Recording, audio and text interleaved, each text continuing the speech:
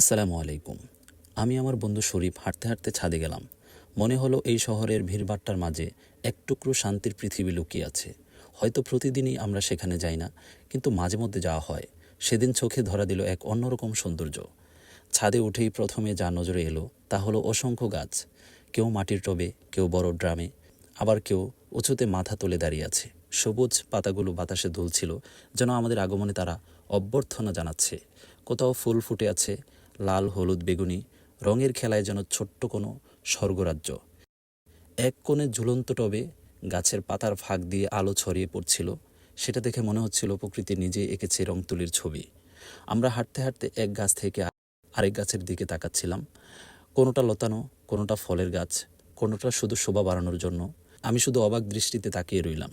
সত্যিই তো শহরের ভিড়ের ভিতরে এত শান্তির আশ্রয় খুব কমই মিলে। গাছের সবুজের সাথে সেদিন আকাশ যেন প্রতিযোগিতা করছিল।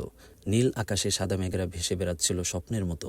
কোথাও পাখির ঝাঁক উড়ে যাচ্ছিল, কোথাও মেঘেরা মিলেমিশে রঙিন চিত্রকর্ম তৈরি করছিল। সূর্যের আলো কখনো সোনালি, কখনো লালচে রঙে ছড়িয়ে দিচ্ছিল রূপ। দূরে সূর্য যখন ধীরে ধীরে পশ্চিমে নামছিল, তখন আকাশের রং বদলে যাচ্ছিল মুহূর্তে মুহূর্তে।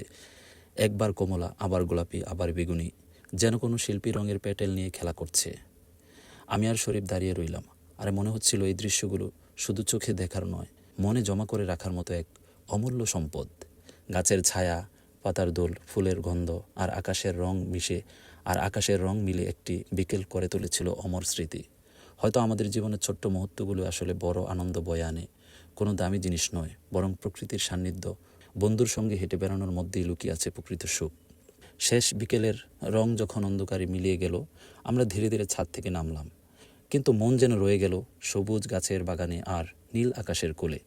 সেদিনের বিকেলটা চিরকাল থেকে যাবে আমাদের স্মৃতির ভাঁজে, একটা নিঃশব্দ কবিতা হয়ে। বন্ধুরা, ভিডিওটি ভালো লাগলে লাইক, কমেন্ট, শেয়ার করে আমাদের সাথেই থাকবেন। ধন্যবাদ।